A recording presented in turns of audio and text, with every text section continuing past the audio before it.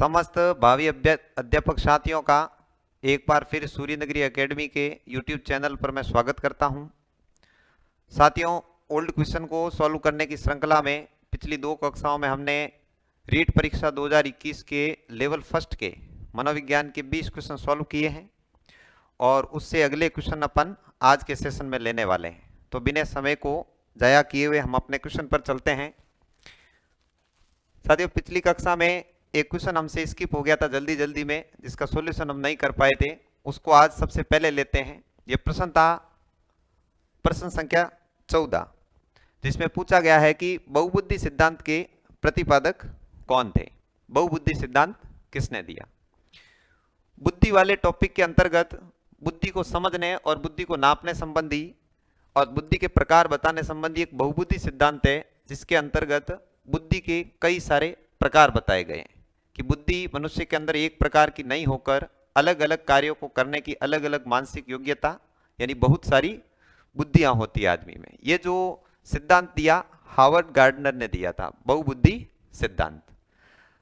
अब बहुबुद्धि सिद्धांत के अंतर्गत इन्होंने किस प्रकार कई प्रकार की बुद्धियां बताई, उसको हम थोड़ा व्याख्या में विश्लेषित कर देते हैं। हार्वर्ड गार्डनर के अनुसार एक ही व्यक्ति के अंदर कई प्रकार की बुद्धियां होती है। 1983 में यह सिद्धांत प्रतिपादित किया था, तब इन्होंने मूलतः 7 प्रकार की बुद्धि बताई। 7 प्रकार की बुद्धि यानी एक ही व्यक्ति के अंदर ये बुद्धियां कम या अधिक मात्रा में पाई जाती है, लेकिन जिस बुद्धि का प्रधान रूप से किसी व्यक्ति में अस्तित्व होता है, उस व्यक्ति की पहचान उसी बुद्धि के आधार पर बनती है। जैसे इस बुद्धि में कुछ प्रकार है तार्किक बुद्धि। अगर किसी व्यक्ति में 7 में से तार्किक बुद्धि पाई जाती है तो गणितीय मेधा वाला व्यक्ति होता है और उसमें तर्क क्षमता बहुत ज्यादा होती है। अगर किसी व्यक्ति में हार्वर्ड गार्डनर के अनुसार भाषाई बुद्धि अधिक है तो वो वाचन क्षमता अच्छी रखता है, भाषा पर पकड़ रखता है, बोल चाल में उसकी योग्यता ज्यादा अच्छी होती है, गीत गाने में भी वो अच्छा हो सकता है। इसके अलावा संगीतीय बुद्धि होती है। संगीतीय बुद्धि में जो इंस्ट्रूमेंट होते हैं म्यूजिक के, वो बजाने की योग्यता आती है, म्यूजिक को समझने की योग्यता होती है। इसके अलावा स्थानगत बुद्धि हार्वर्ड गार्डनर ने बताई है। इसके अलावा अंतर्वैयक्तिक अंत्यवैयक्तिक बुद्धि, प्रकृतिवादी, अस्तित्ववादी, इस प्रकार 7 बुद्धियां इन्होंने मूल रूप से बताई 1983 में। और उसके बाद 7 के बाद 1998 में 8वें प्रकार की बुद्धि बताई और 2000 में यानी 2000 में इन्होंने 9वां बुद्धि का प्रकार बताया। इस प्रकार वर्तमान में हार्वर्ड गार्डनर का जो बहुबुद्धि सिद्धांत में उसमें कुल 9 बुद्धियां हैं, 9 प्रकार की बुद्धि। मूल रूप से यह सिद्धांत जब प्रतिपादित किया गया था 1983 में 1983 में, तब हार्वर्ड गार्डनर ने मूल रूप से 7 प्रकार की बुद्धि का वर्णन किया था। लेकिन अब आज अगर हार्वर्ड गार्डनर के बहुबुद्धि सिद्धांत में बुद्धियों के कितने प्रकार हैं ऐसा प्रश्न होता है तो ये बुद्धि बढ़कर 9 प्रकार की हो गई, क्योंकि 1998 के अंदर हार्वर्ड गार्डनर ने इस सिद्धांत के अंदर प्रकृतिवादी बुद्धि को जोड़ा था, यानी प्रकृति को समझने की बुद्धि, और 2000 के अंदर अस्तित्ववादी बुद्धि जो कि परा मनोविज्ञान से संबंध रखती है। इस प्रकार कुल 9 प्रकार की जो बुद्धियां हैं हार्वर्ड गार्डनर के द्वारा प्रतिपादित की गई। यह प्रश्न है पिछली अपने सेशन में छूट गया था, इसलिए इसका विश्लेषण आज किया गया। ऑप्शन के अंदर व्याख्या के अंतर्गत देखिए आप और व्यक्तित्वों के नाम हैं। जीन पियाजे संज्ञानात्मक विकास सिद्धांत से संबंध रखते हैं, संज्ञानात्मक विकास से। डेविड वेस्टलर, इन्होंने बुद्धि मापन से पर ही कार्य किया था। एरिक एरिक्सन ने मनोसामाजिक विकास का सिद्धांत दिया है। सामाजिक विकास का सिद्धांत अल्बर्ट बांडुरा के द्वारा दिया गया, जिसमें उन्होंने अवलोकन और अनुकरण के द्वारा बालक के सीखने का सिद्धांत दिया था, और एरिक एरिक्सन ने मनोसामाजिक सिद्धांत दिया है। उनके हिसाब से मानसिक और सामाजिक विकास बालक में एक साथ होते हैं और इनके द्वारा प्रतिपादित किया गया सिद्धांत विकास के अंतर संबंधों के नियम का अनुसरण करता है कि सभी प्रकार के जो विकास बालक में होते हैं परस्पर एक दूसरे को प्रभावित करते हुए होते हैं। यह हमारे प्रश्न संख्या 15 की व्याख्या थी और अब हम आज के पहले क्वेश्चन की तरफ बढ़ते हैं। साथियों, प्रश्न संख्या 21वां है। एनसीएफ 2005 के अनुसार गणित शिक्षण का प्रमुख उद्देश्य है। यानी एनसीएफ 2005 राष्ट्रीय पाठ्यचर्या रूपरेखा के अंतर्गत जो गणित शिक्षण होता है, गणित पढ़ाया जाता है, उसका मुख्य उद्देश्य क्या होता है, क्यों पढ़ाया जाता है, पढ़ाने वाले या एनसीएफ गणित पढ़कर बालक में कौन से परिवर्तनों की अपेक्षा करता है। ऑप्शन देखते हैं। शिक्षकों का प्रशिक्षण, तो गणित पढ़ा के शिक्षकों का प्रशिक्षण उत्तर नहीं हो सकता। कक्ष अधिगम, ये भी उत्तर नहीं हो सकता, कक्षा में सीखना गणित की वजह से नहीं हो सकता। ऑप्शन स जो है इसका करेक्ट आंसर है कि बालक के चिंतन का गणितीयकरण। बालक के चिंतन का गणितीयकरण करना, गणितीयकरण करने का मतलब है अमूर्तीकरण और तार्कीकरण करना, तार्कीकरण और अमूर्तीकरण। गणित के अंदर एक चीज चलती है कि माना कि x का मान ये है, माना कि y का मान ये है। वो जो है किसी चीज के अस्तित्व में न होते हुए भी जिसको माना जाता है, उस चीज को कहते हैं अमूर्तीकरण, यानी अमूर्त तथ्यों के बारे में जानना। ये जो गणित का सर्वोच्च उद्देश्य होता है, एनसीएफ के अंतर्गत बताया गया है। गणित की विषय वस्तु भी इसके उत्तर के करीब नहीं है। अब हमको वापस देखना है कि ये जो विषयों के उद्देश्य है, ये एनसीएफ में किस सीमा तक तय किए गए। तो नेशनल करिकुलम फ्रेमवर्क 2005 जो है, इसके अंदर सभी प्रकार के विषयों का कोई ना कोई सर्वोच्च उद्देश्य बताया गया है, किसी विषय को क्यों पढ़ाया जाना चाहिए। तो गणित का उद्देश्य हम पढ़ चुके हैं कि एनसीएफ 2005 के अनुसार गणित का उद्देश्य क्या होता है, तो बालक के चिंतन का गणितीयकरण करना या तार्कीकरण करना या अमूर्तीकरण करना, तीनों में से कोई भी हो सकता है। अब इसके अलावा विषय तो और भी कई सारे हैं, तो उनका एक बार संक्षेप में देखते हैं कि किस विषय का एनसीएफ के अंदर पढ़ाने का क्या उद्देश्य दिया गया है। तो कला शिक्षा के संबंध में एनसीएफ में वर्णित है कि यह विषय इसलिए पढ़ाया जाना चाहिए ताकि सांस्कृतिक विरासत का संरक्षण हो सके। सांस्कृतिक विरासत का संरक्षण, ये आपको ऐसे तथ्य है जो कक्षा के साथ साथ चलते चलते ही पढ़ लेने चाहिए, याद कर लेने चाहिए, क्योंकि ये जो सवाल है यहां से छपने के सर्वाधिक चांस रहते हैं, इसीलिए हम व्याख्या करते हैं। सांस्कृतिक विरासत का संरक्षण एक उद्देश्य कला शिक्षा का यह है, और दूसरा उद्देश्य है व्यक्तित्व विकास और मानसिक स्वास्थ्य, व्यक्तिगत विकास और मानसिक स्वास्थ्य।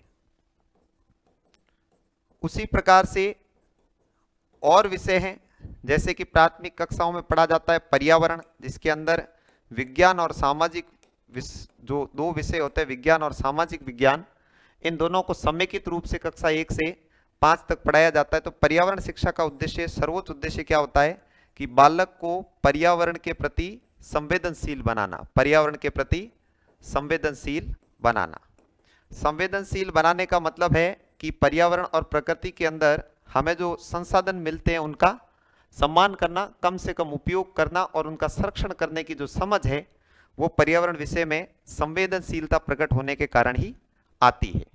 इसके अलावा विज्ञान विषय, विज्ञान विषय के संबंध में एनसीएफ क्या उद्देश्य बताता है, तो बड़ा उद्देश्य है वैज्ञानिक सोच का विकास, यानी वैज्ञानिक दृष्टिकोण विकास करना, और दूसरा इसका एक और उद्देश्य हो सकता है अन्वेषण की प्रवृत्ति, अन्वेषण की प्रवृत्ति, अन्वेषण या खोज की प्रवृत्ति विकसित करना। क्योंकि बालक जब विज्ञान पढ़ेगा तब उसके अंधविश्वास दूर होंगे, तो ये उसका वैज्ञानिक दृष्टिकोण विकसित हो गया, और विज्ञान को पढ़ने के कारण उसके अंदर एक खोज की प्रवृत्ति आ सकती है, वो स्वयं एक इन्वेंशन करने की सोच सकता है, विज्ञान उसे आविष्कार की तरफ बढ़ा सकती है, और आविष्कार से ही मानव सभ्यता का कल्याण हुआ है, अब तक हम यहाँ तक पहुंचे हैं। तो विज्ञान शिक्षण का जो है श्रेष्ठ उद्देश्य ये रहेगा। इसके अलावा सामाजिक विज्ञान है, सामाजिक विज्ञान का उद्देश्य है सामाजिक परिष्कार, सामाजिक बुराइयों को दूर करना और एक परिष्कृत अच्छा समाज स्थापित करके राष्ट्र का निर्माण करना। इस प्रकार से मुख्य मुख्य विषयों के संबंध में एनसीएफ पहले से ही उद्देश्य तय करके रखता है, जो कि सभी विषयों के संबंध में है, कला शिक्षा, पर्यावरण, विज्ञान और सामाजिक विज्ञान। अगर शारीरिक शिक्षा का उद्देश्य पूछे तो विद्यार्थियों के अंदर या अध्ययनकर्ताओं के अंदर स्वस्थ शारीरिक विकास को प्रेरित करना, और शेष सारे जो विषय होते हैं उच्च प्राथमिक विद्यालयों के अंदर या माध्यमिक विद्यालयों, उनकी बजाय प्राथमिक विद्यालयों के विषय हमारे लिए रीट अभ्यर्थियों के लिए और अध्यापक भर्ती परीक्षा के अभ्यर्थियों के लिए ज्यादा इंपॉर्टेंट रहते हैं। इस प्रकार अपने इस प्रश्न की व्याख्या हुई और अगले प्रश्न पर बढ़ते हैं। प्रश्न संख्या 2, पारितोषिक तथा दंड। पारितोषिक का मतलब हुआ पुरस्कार और दंड का मतलब हुआ सजा के माध्यम से सीखना अधिगम के किस सिद्धांत से संबंधित है।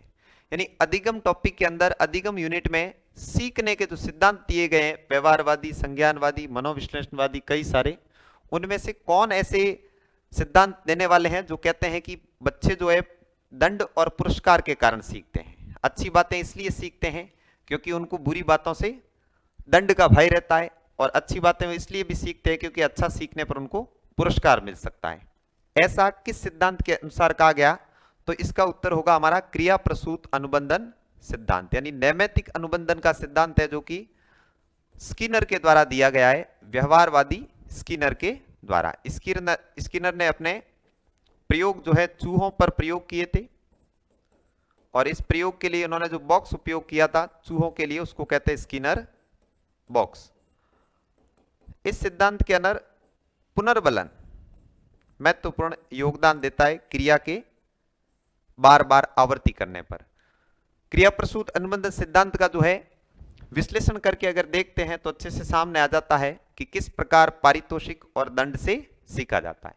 साथियों, स्किनर ने चूहे पर जो स्किनर बॉक्स में प्रयोग किया, वो प्रयोग अगर शॉर्ट में समझे तो हम अच्छे से समझ जाएंगे कि सिखाने के लिए पारितोषिक और दंड का इस्तेमाल किस प्रकार किया जा सकता है। तो जैसा कि हमने लिखा है कि स्किनर बॉक्स, ये स्किनर के द्वारा चूहों पर प्रयोग करने के लिए स्पेशली डिजाइन किया गया एक बॉक्स था, जिसके अंदर चूहे को रखा गया, और चूहे के सामने किसी प्रकार का कोई उद्दीपक नहीं था।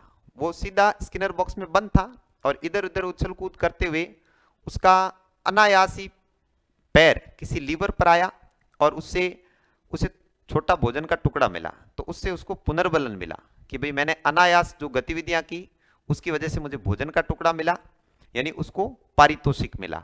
तो अब पारितोषिक मिलने की वजह से वो उस क्रिया को बार बार दोहराएगा, और अगर चूहा किसी लीवर को दबाता है और उसके बदले उसके सिर पर कोई हैमर गिरता है, पत्थर गिरता है, तो फिर उसके बाद वो उस गतिविधि को कभी नहीं दोहराएगा, चुपचाप स्किनर बॉक्स के अंदर बैठ जाएगा, क्योंकि उसको दंड मिला है। तो इस थ्योरी को जब विद्यार्थियों पर या बालकों पर लागू करते हैं तो ऐसा मतलब शैक्षिक निहितार्थ निकल कर आता है कि बच्चा जब अच्छी एक्टिविटी करता है सीखने से संबंधित या नैतिक गतिविधियों में, तब उसको पुरस्कार दिया जाए ताकि वो उस गतिविधि को बार बार करे। ये होता है सकारात्मक पुनर्बलन, जो कि स्किनर की थ्योरी के अंदर रीइंफोर्समेंट या पुनर्बलन के नाम से जाना जाता है।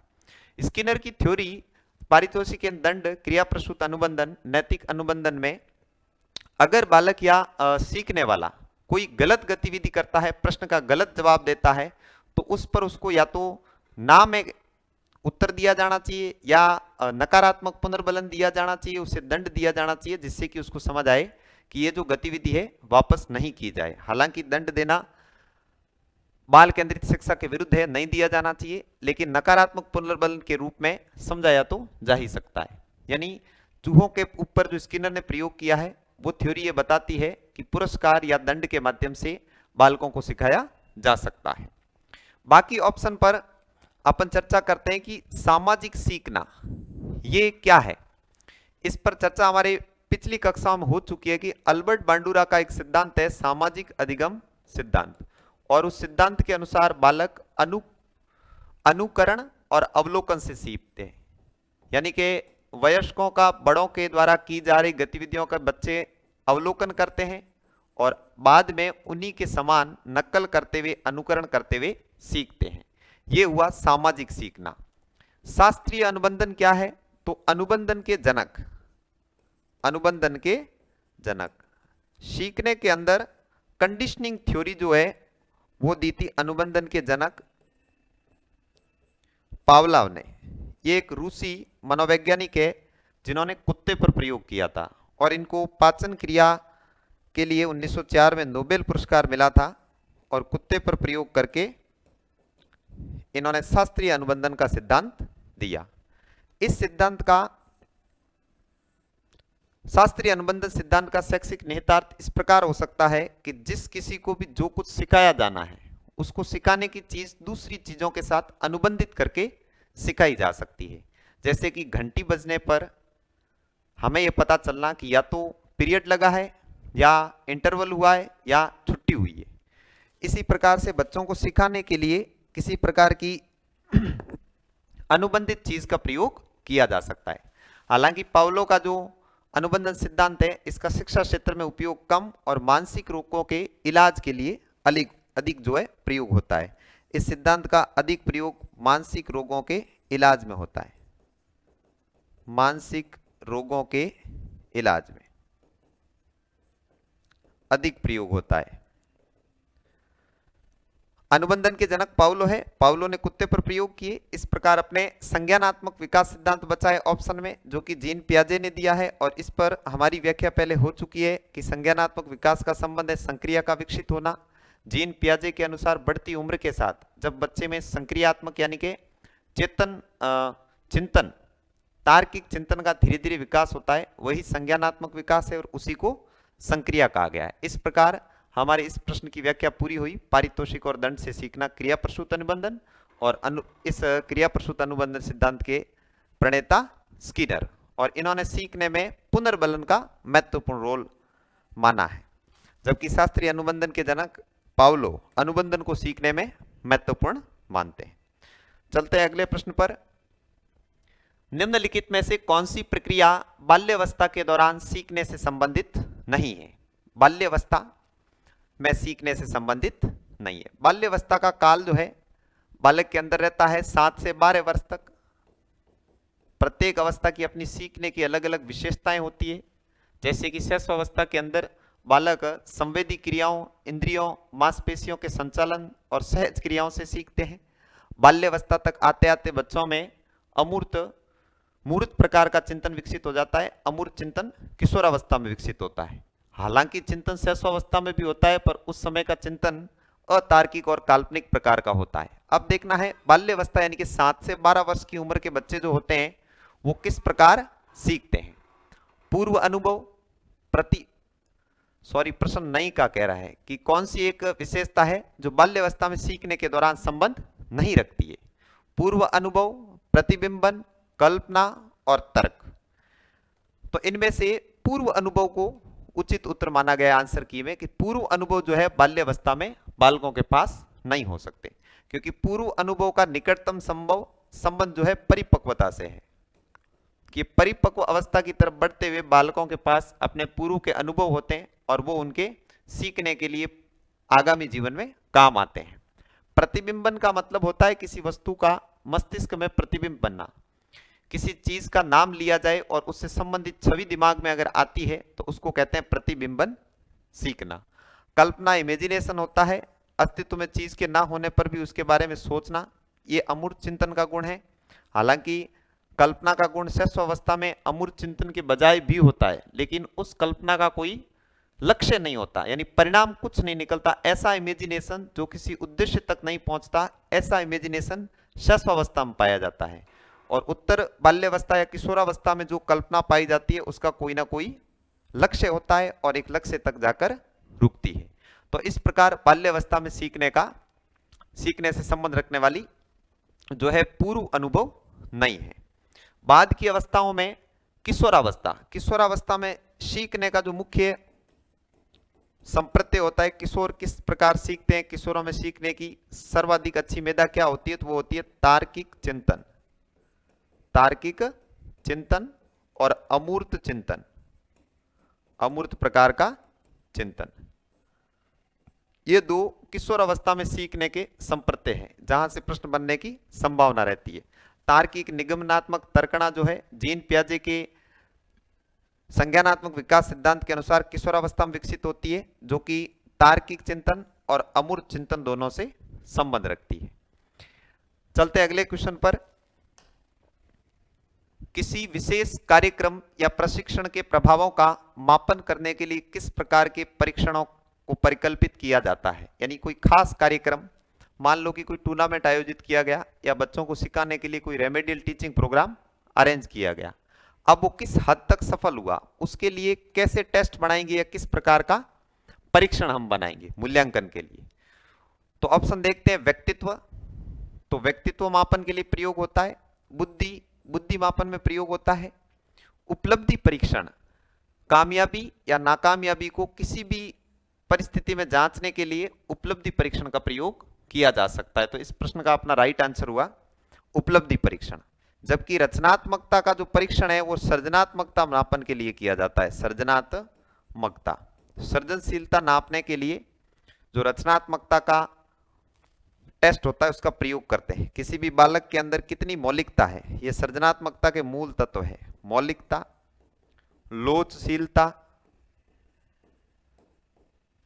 निरंतरता, धारा प्रवाहिता,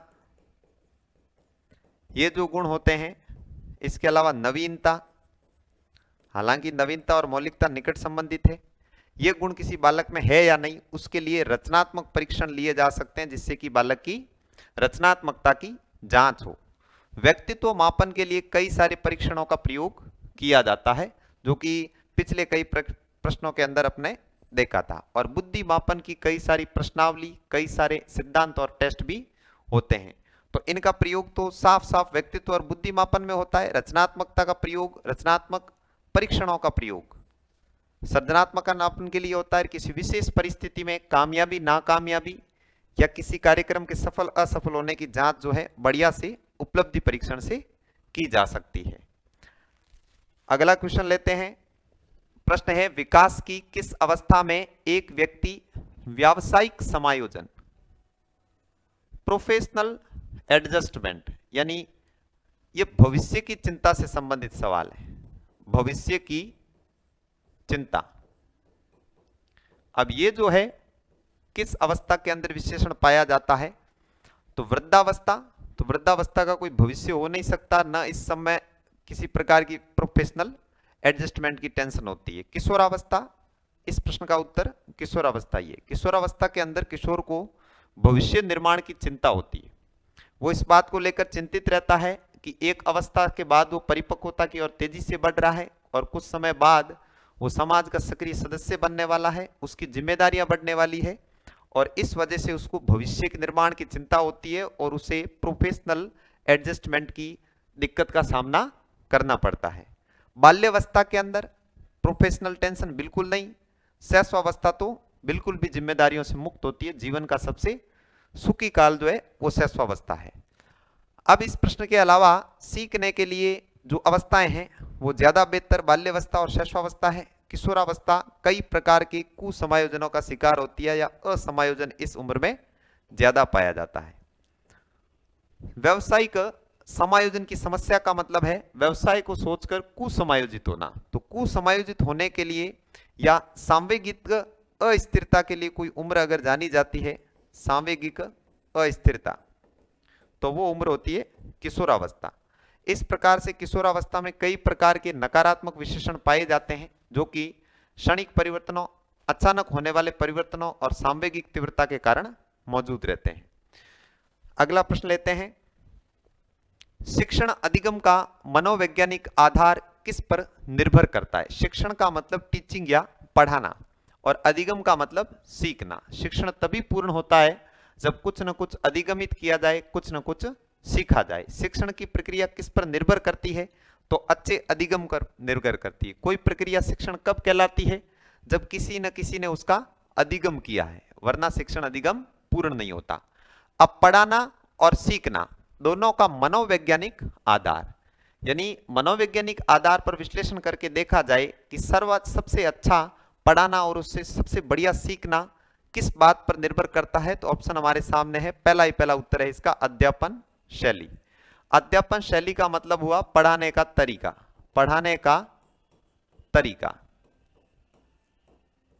बच्चों के आयु स्तर, बच्चों की रुचियां, बच्चों के पाठ्यक्रम और उनकी सीखने की क्षमताओं को अगर ध्यान में रखकर उचित शिक्षण विधि अपनाई जाए, उचित शिक्षण विधि अपनाई जाए, तभी बच्चे सीख पाते हैं। और सिर्फ एक विधि अपनाने से काम नहीं चलेगा, क्योंकि एक कक्षा में सभी बालक एक ही प्रकार की मानसिक योग्यताओं के नहीं होते। व्यक्तिगत भिन्नता के कारण अलग अलग योग्यता के बालक कक्षाओं में बैठते हैं। इसलिए अध्यापन शैली को लचीला रखना पड़ता है। शिक्षक को पढ़ाने का तरीका कई प्रकार से बदलना पड़ता है, जिससे कि कक्षा में मौजूद सभी अभ्यर्थी, सभी जो विद्यार्थी है, कुछ न कुछ हद तक सीख जाएं। इसलिए अध्यापन शैली मनोवैज्ञानिक आधार पर पढ़ाने का मूल आधार है। अब मनोवैज्ञानिक आधार पर जो शिक्षण किया जाता है, उस शिक्षण के लिए कई प्रकार की मनोवैज्ञानिक शिक्षण विधियां हैं। मनोवैज्ञानिक शिक्षण विधियां, मनोवैज्ञानिक शिक्षण विधियां किन बातों का ध्यान रखती है, तो इसमें अपने को अच्छे से ध्यान रखना होगा। आयु वर्ग, कक्षा स्तर, कक्षा स्तर के अलावा व्यक्तिगत भिन्नता, व्यक्तिगत भिन्नता, रुचियां, प्रासंगिक पाठ्यक्रम, प्रासंगिक पाठ्यक्रम, ये ऐसी मूल बातें हैं जिनको ध्यान में रखकर अगर शिक्षक पढ़ाता है तो आवश्यक रूप से अधिगम होगा, और इन बातों को अगर ध्यान में रखकर नहीं पढ़ाएगा तो अध्यापन शैली जो है मनोवैज्ञानिक नहीं कही जाएगी। इस प्रकार इन बातों को अगर ध्यान में रखकर पढ़ाया जाए तो ऐसे शिक्षण को कहते हैं बाल केंद्रित शिक्षा। बाल केंद्रित शिक्षा, बाल केंद्रित शिक्षा का मतलब है बालक को मुख्य माना गया। बाल केंद्रित शिक्षा का अर्थ है कि बालक को, सीखने वाले को शिक्षण अधिगम प्रक्रिया में मुख्य माना जाए। जब हम बालक को मुख्य मानेंगे तभी हम इन चीजों का ख्याल रख पाएंगे कि बालक किस आयु वर्ग का है, उसका कक्षा स्तर क्या है, व्यक्तिगत भिन्नताओं के आधार पर वो किस वर्ग में बांटा जा सकता है या उसको किन कार्यों में रुचि है। अगर इन बातों का ध्यान अध्यापक नहीं रखते हैं तो अधिगम नहीं हो पाता है और ऐसी स्थिति में शिक्षण को विफल ही माना जाएगा। तो इस प्रकार अपने इस प्रश्न की व्याख्या पूरी हुई। क्या शिक्षण की मनोवैज्ञानिक आधार में विषय वस्तु, भाषा और सामाजिक आर्थिक स्तर कोई वैल्यू रखते हैं, तो सामाजिक आर्थिक स्तर का कोई प्रभाव नहीं है। विषय वस्तु और भाषा बिल्कुल असर करती है। विषय वस्तु का निकटतम संबंध पाठ्यक्रम से, कि कक्षा, आयु वर्ग, रुचियों के अनुसार विषय वस्तु का चयन किया जाना चाहिए पढ़ाने में। भाषा सरल से सरल प्रयोग की जानी चाहिए और जहां तक संभव हो प्राथमिक, उच्च प्राथमिक कक्षाओं में मातृभाषा का प्रयोग किया जाए। मातृभाषा का शिक्षक प्रयोग करते हैं तो सर्वश्रेष्ठ सीखना उत्पादित होता है और तभी अधिगम को सफल माना जा सकता है। अगला प्रश्न लेते हैं। आरटीई अधिनियम 2009, शिक्षा का अधिकार अधिनियम 2009 के अनुसार प्राथमिक विद्यालयों के लिए विद्यार्थी अध्यापक अनुपात होना चाहिए। विद्यार्थी और अनुपात, विद्यार्थी और अध्यापक के बीच अनुपात। समझते हैं पहले कि प्राथमिक शिक्षा क्या है। प्राथमिक शिक्षा का अर्थ हुआ 1 से 5 तक की कक्षाएं। उच्च प्राथमिक में कक्षा 6 से 8, और जब कहते हैं प्रारंभिक शिक्षा तो प्रारंभिक शिक्षा के अंतर्गत कक्षा 1 से 8 तक आता है। कक्षा 1 से 8 तक, और इसको इंग्लिश में कहते हैं एलिमेंट्री एजुकेशन।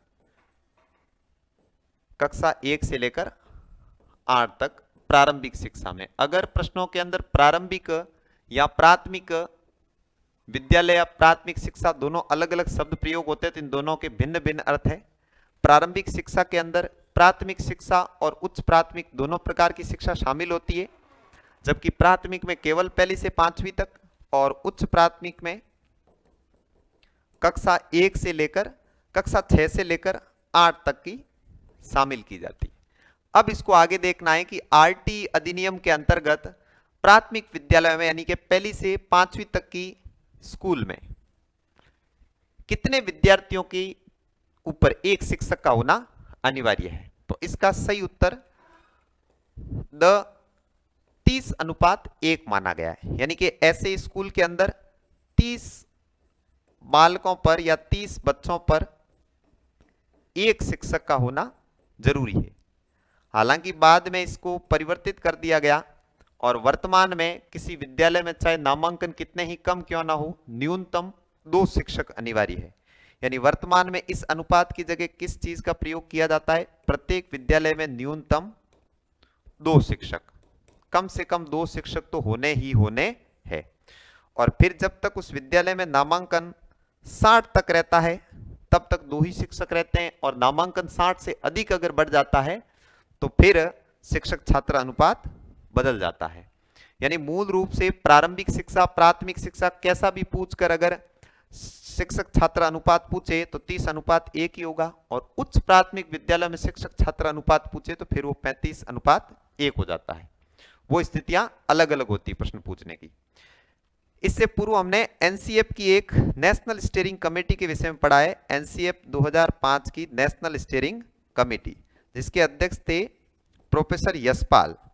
इन्होंने 30:1 से छात्र विद्यार्थी अनुपात की अनुशंसा अपने एनसीएफ से पूर्व की स्टीयरिंग कमेटी की रिपोर्ट में दी थी। तो अगर सवाल ये बने कि शिक्षक छात्र अनुपात को सुनिश्चित करने का अनुशंसा या सुझाव जो है किस समिति के द्वारा दिया गया, तो ये सुझाव दिया गया प्रोफेसर यशपाल समिति के द्वारा।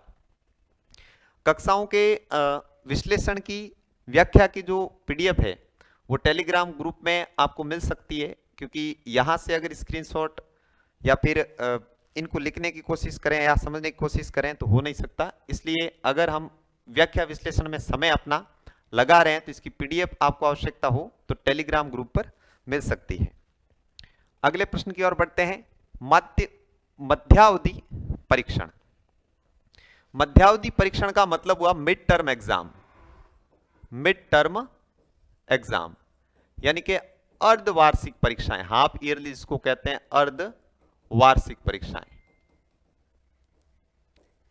एक उदाहरण है अर्धवार्षिक परीक्षाएं, किसका उदाहरण है? ऑप्शन है रचनात्मक मूल्यांकन, मानदंड संदर्भित मूल्यांकन, योगात्मक मूल्यांकन और नैदानिक मूल्यांकन। तो मध्यावधि परीक्षाएं जो है योगात्मक मूल्यांकन का उदाहरण है।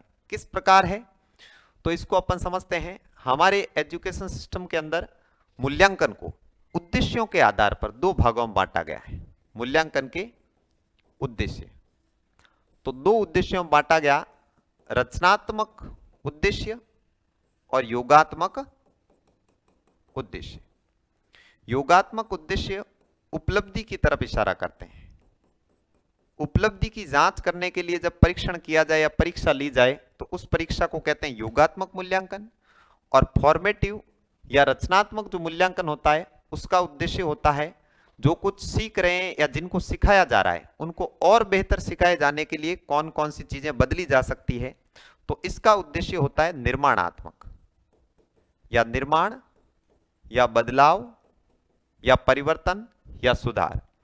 तो योगात्मक मूल्यांकन या उपलब्धि परीक्षण के अंदर आती है वार्षिक और अर्धवार्षिक परीक्षाएं, जिसका रिजल्ट बनाया जाता है, जिसके परिणाम स्वरूप बालक को सफल या असफल घोषित किया जाता है।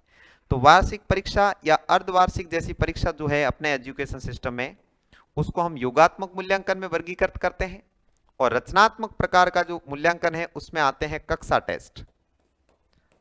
टेस्ट, मौखिक टेस्ट, और इसके अलावा हम जो एफए फर्स्ट, एफए सेकंड और एफए थर्ड लेते हैं कि formative assessment first, formative assessment second और फॉर्मेटिव असेसमेंट थर्ड।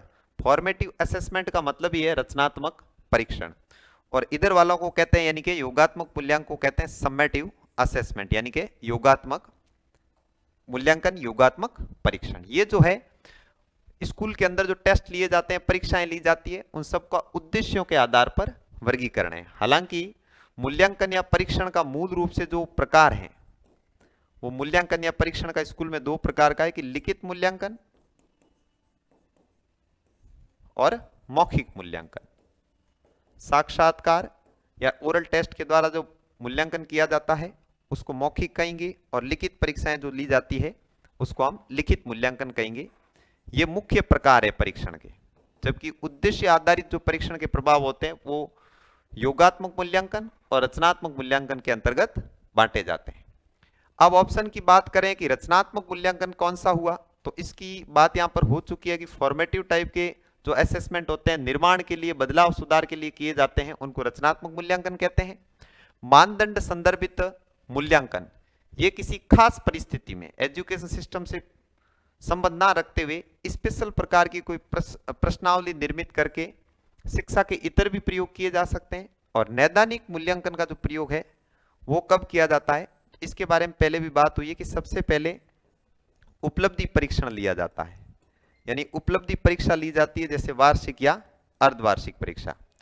उसके बाद कुछ छात्र या कुछ विद्यार्थियों का जो प्रदर्शन है वो कमजोर रहता है, तो उनके कमजोरी का पता करने के लिए निदानात्मक परीक्षण लिया जाता है या उनकी समस्याओं के क्षेत्र और समस्याओं के कारणों को ज्ञात करने के लिए निदानात्मक मूल्यांकन किया जाता है। तो निदानात्मक मूल्यांकन का संबंध उन छात्रों की समस्याओं के समाधान से है जो कम सीख पा रहे हैं या नहीं सीख पा रहे हैं। निदानात्मक मूल्यांकन के परिणाम स्वरूप किया जाता है उपचारात्मक शिक्षण। यानी जो रेमेडियल टीचिंग है, उपचारात्मक शिक्षण है, वो किस आधार पर या किस पर निर्भर करता है? तो निदान पर निर्भर करता है, निदान किस प्रकार का हुआ है। इस प्रकार अपने इस परीक्षण वाले प्रश्न का सॉल्यूशन हुआ। बढ़ते हैं अगले प्रश्न पर। कौन सा रोग वंशानुगत है? एक बीमारी जो अपने पुरखों से गुणसूत्रों के माध्यम से या हेरिडिटी से प्राप्त होती है, उसको कहते हैं वंशानुगत रोग। ये अपने माता पिता से, दादा दादी से या पूर्व के अपने जनक जननियों से जो प्राप्त होते हैं, उन बीमारियों को वंशानुगत रोग कहते हैं। तो ऑप्शंस के अंदर से फेनिल कीटोन्यूरिया नाम की जो बीमारी है, इसको पीकेयू भी कहते हैं। यह बीमारी जो है वंशानुगत प्रकार की है, यानी एक पीढ़ी से दूसरी पीढ़ी में यह बीमारी गुणसूत्रों के माध्यम से हस्तांतरित हो सकती है। अब ये बीमारी है क्या? तो इस बीमारी में क्या होता है कि रक्त में एक एसिड फेनिल एलनिन जो एसिड होता है, अमीनो प्रकार का अम्ल है, ये रक्त में बढ़ जाता है।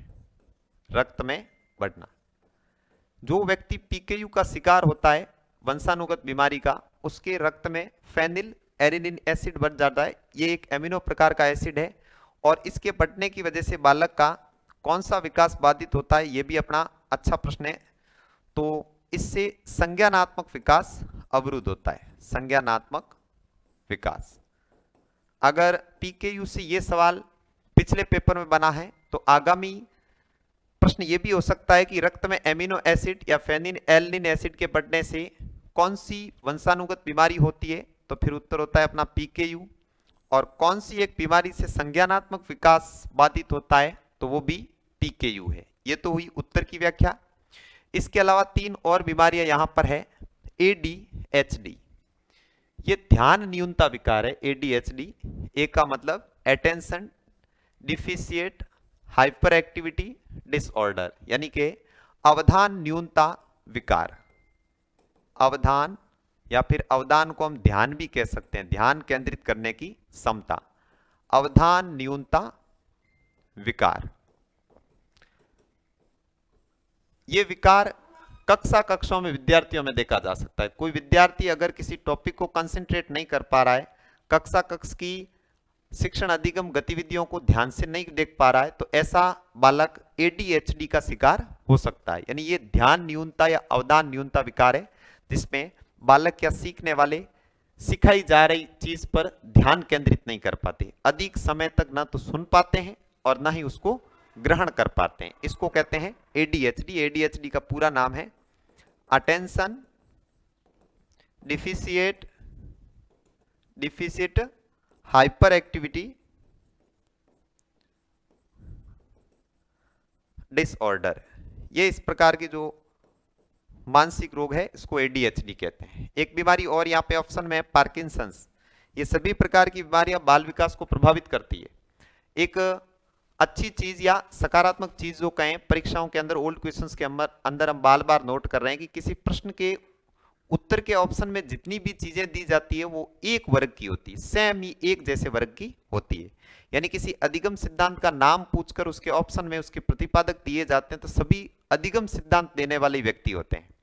तो अगर हम ध्यान से इस चीज को देखें तो हमें यह संभावना दिखती है कि अगर पिछली बार क्रिया प्रसूत अनुबंधन सिद्धांत के प्रवर्तक पूछे हैं और ऑप्शन में अनुबंधन सिद्धांत के जनक भी दिए हुए हैं, अनुबंधन या शास्त्रीय अनुबंधन के मनोवैज्ञानिक भी दिए हैं, तो भविष्य में संभावना यह बनती है कि अगला सवाल अनुबंधन के सिद्धांत के जनक का भी बन सकता। तो इतनी समझ हमारे अंदर जरूरी है।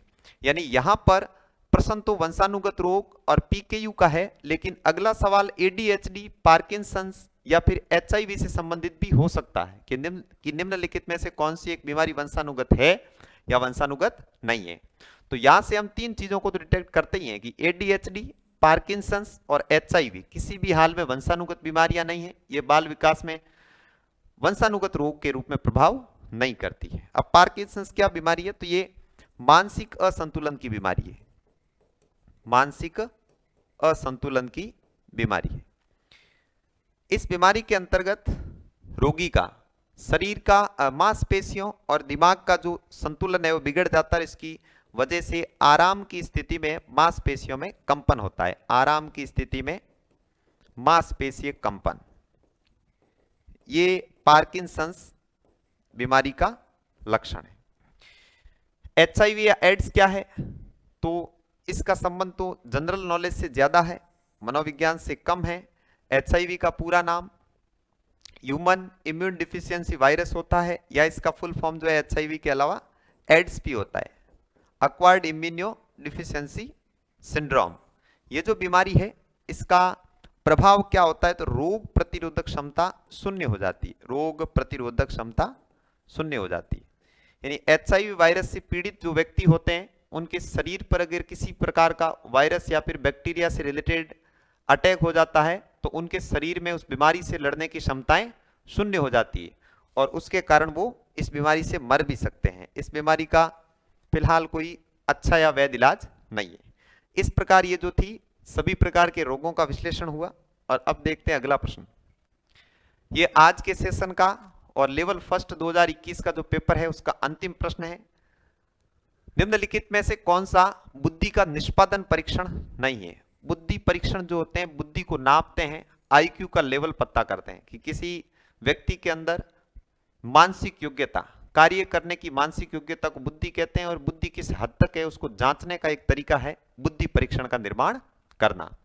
तो निष्पादन परीक्षणों का मतलब क्या है कि क्रियात्मक परीक्षण, ऐसे परीक्षण जिसके अंदर व्यक्ति कुछ न कुछ क्रिया करता है और उसकी की गई क्रिया से यह नापा जाता है कि उसने क्या काम किया है।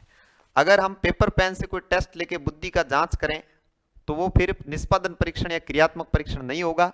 जबकि किसी बच्चे को कोई समस्या सुलझाने के लिए दिया जाए और वो समस्या का समाधान निकाल कर दे तो इस प्रकार के टेस्ट को हम निष्पादन परीक्षण कह सकते हैं। अब निम्नलिखित में से कौन सा बुद्धि का निष्पादन परीक्षण है, तो इसका सही उत्तर है भाटिया बैटरी परीक्षण। बुद्धि के जितने परीक्षण हैं वो सभी यूरोपियंस के द्वारा दिए गए, बहुत कम ऐसे परीक्षण हैं जो भारतीयों के द्वारा दिए गए। तो यह भी ध्यान रखना कि भाटिया बुद्धि परीक्षण भारतीय बुद्धि परीक्षण है, भारतीय बुद्धि परीक्षण। शायद यही वजह है कि भारतीय बुद्धि परीक्षण होने की वजह से भाटिया बैटरी परीक्षण या भाटिया बुद्धि परीक्षण से बार बार प्रश्न पूछा जाता है। और ये किस प्रकार का परीक्षण है, तो निष्पादन प्रकार का परीक्षण है।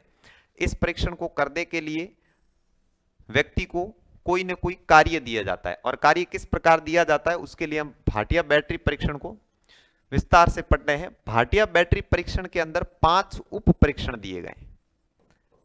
इस बुद्धि जांचने के जो टेस्ट है भाटिया बैटरी, इसके 5 उप परीक्षण है। वो कौन कौन से देखो।